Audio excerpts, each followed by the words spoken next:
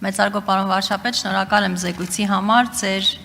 խոսքի սկզբում նշեցիք այն օրակարգի մասին, որով հեղափոխությունից հետո մեր կառավարությունը սկսեց աշխատել, խոսքը մասնավորապես ապօրինի գույքի բռնագանձման, թալանը ետ վերադարձնելու, արդարադատությունը վերականգնելու մասին էր։ Բնականաբար նաև նշեցիք, որ էական փոփոխություններ կան եւ արդեն զգալի թե ֆինանսական, թե անշարժ գույք է վերադարձվել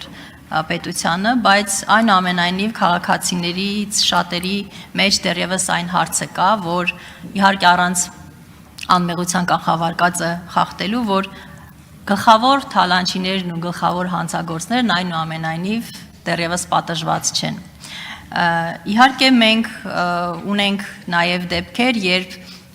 այդ պատժելու փորձերն են ձախողման ենթարկվել։ Այսինքն խոսքը դատարանի մասին չի, այլ դատարանում դրանք բավարար հիմքեր չունենալու պատճառով երբեմն նույնիսկ քննության չեն ենթարկում։ Իսկ որոշ դեպքերում մենք ունենք նույնիսկ դեպքեր, երբ մարդիկ սկսում են կամ վերսկսում են քաղաքականությամբ զբաղվել, ընտրությունների են մասնակցում եւ այլն։ Այս մասով մենք ունենք արդյոք անհրաժեշտություն վերանայելու գործիքակազմը որևէ, որովհետև խոսքի իհարկե քննչական, իրավապահ մարմինների մասին է, որովհետև արդարացիորեն թվում է թե բոլորը ամեն ինչ գիտեն, բոլորը ճանաչում են մեղավորներին, բայց այնուամենայնիվ նրանք դեռևս անպատիժ են։ Այս մասով կուզեի նշեք, արդյոք մենք ունենք հնարավորություն գործընթացներում բեկում մտցնելու կամ որևէ փոփոխություն անելու այն ավելի արդյունավետ դարձնելու համար։ Շնորհակալ։ Շնորհակալ եմ Տիկին Բաթոյան հարցի համար, բայց իհարկե ես խնդիրներին անդրադարձա իմ խոսքում, այդ թվում արդարության եւ արդարադատության ընկալումների, բայց այդ թեմայի մասին խոսելիս մենք պետք է հասկանանք, որ մենք ուրիշների մասին չենք խոսում։ Այսինքն, եթե նույնիսկ խոսում ենք ընդհանուր հանցավորության, թալանի, թալանչիների եւ նրանց նկատմամբ մեր գործողությունների մասին, մենք այդ ժամանակ էլ իրանց մասին չենք խոսում։ Մենք այն ժամանակ խոսում ենք այն մոդելի մասին, որը մենք ուզում ենք ունենալ որպես պետություն։ Մենք ուզում ենք, այո, շատ դեպքերում, ես ինքս եմ քննադատաբար տրամադրված, բայց շատ դեպքերում ես հասկանում եմ, որ որոշ դեպքերում որոշ մարդկանց ուզածը հաշվեհարդարն է ու վրեժն է։ Ես ասում եմ, չեմ պատկերացնում Հայաստանի Հանրապետությունում հաշվեհարդար եւ վրեժ։ Հայաստանի Հանրապետությունում պետքա, տեսեք, դուք ինքներդ ասացիք, առանց անմեղության կանխավարկածը խախտելու, բայց բոլորս ամեն ինչ գիտենք։ Հասկանում եք, այս երկու նախադասությունը բախվում են իրար ու երկուսն է փշուր են ելնում։ Հա դժվար է, հեշտ չի, բայց հեշտ չի ոչ թե նրա համար, որ մենք հոգ ենք տանում թալանչիների համար, մենք հոգ ենք տանում մեր պետության համար։ Մենք ուզում ենք մեր պետությունում ինստիտուտ կայացվի, որովհետև այո, մենք ինչ ասես կարանք անենք, համարելով, որ ինչ, բայց դրանից ինչ ենք մենք դառնալու որպես պետություն եւ որպես հանրություն։ Կան այդպիսի երկրներ, եւ կան մարդիկ, որոնք ուզում են մեր երկիրը տանեն, կան երկրներ, որ պատերի տակ շարում են, գնդակահարում են, պատերի տակ շարում են, գնդակահարում են, պատերի տակ շարում են, գնդակահարում են, ասում են խվայ, էս ինչ լավ էր, սիրտս հովացար։ Հետո հասկանում են, որ երկրի փոխարեն ստացել են մի հատ, ինչ ասեմ, որ կոռեկտ հնչի։ Երկրի փոխարեն ստացել են մի հատ, ենթադրենք, խորշ, գոմ։ Կան այդպիսի երկրներ ու համոզված են, նույնիսկ այդ գլուխները վերցրեցից պարել են, վայ, այս ինչ լավասրա գլուխ կտրեցինք, այս բանի ոտն է, այս Չինգիզ խանի ոտն է, այս էլ բանի պճեղն է, այս էլ տանում եմ տնիցս կախեմ։ Հա, բայց արդյունքում ինչ, հետո, դալշե, պատոմ։ Ուտեն շարունակ։ Հա, ոչ մեկ ինձնից շատ ասում են, ոչ նեղվի, ոչ ներվայնանա, որովհետև այդ ամեն ինչի անձնական պատասխանատվությունը ինձ վրա է, բայց հաջորդ հարցը կա, արդյունքում մենք ինչ ենք ուզում ունենալ որպես երկիր, ինչ ենք ուզում ունենալ, որ դու ինչ-որ մեկին տալիս է սպանում, իրան տալիս է սպանում, ինքը ավարտվեց, այն մնացած ամբողջը, դու ես դեֆորմացվում, Դու ես դեֆորմ, դու ես դառնում մարդասպան, դու ես դառնում հանցագործ, դու ես դառնում ամենավատ բաները։ Հա, բայց դու բան ես արել, այդ ասել ես վայ սիրտս հովացավ։ Ես մեր երկիրը տենց չեմ պատկերացնում։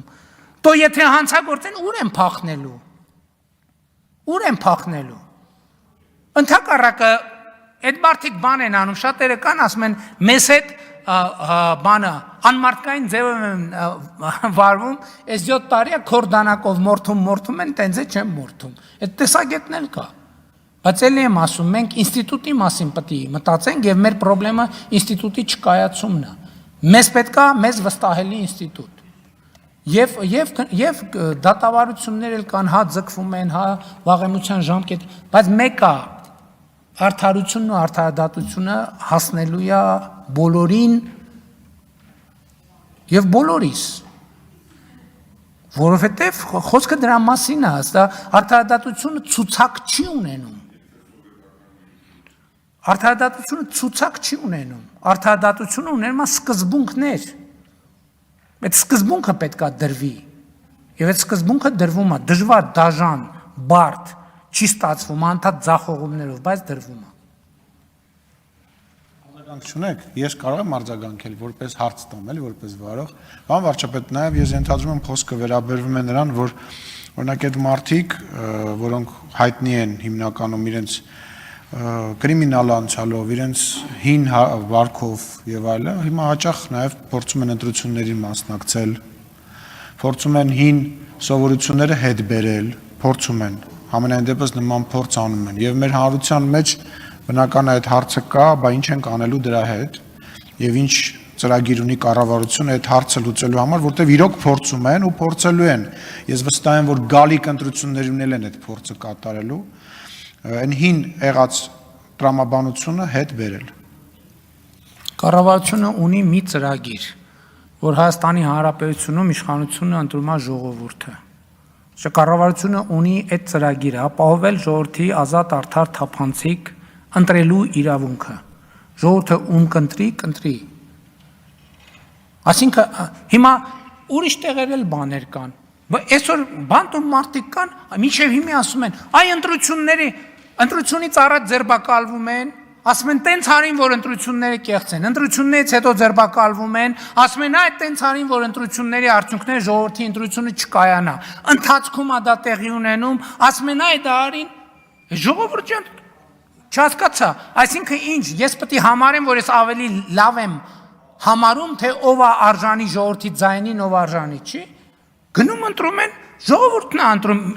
մեր առաքելությունն է, որ ժողովուրդը պետք է ունենա ազատ ընտրելու իրավունք, ապահովել ենք ազատ ընտրելու իրավունքը։ Կամ այն օրն էլ էլի գյուղում գնացել եմ, մի քաղաքացի ասում է, «Էս ինչ ալիքը ինչի չես փակում»։ Ասում եմ, հարգելիս, ուզում ես փակես, դու փակի։ Ասում եմ, ես ոնց փակեմ, ասում եմ, պուլտը ձեռը տա։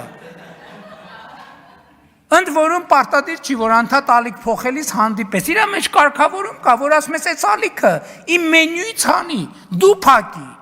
Ինչ եք ուզում անընդհատ Հայաստանում այդ բանի պետության, այդ բան ընկալումը, որ պետությունը մի հատ սենց բան է,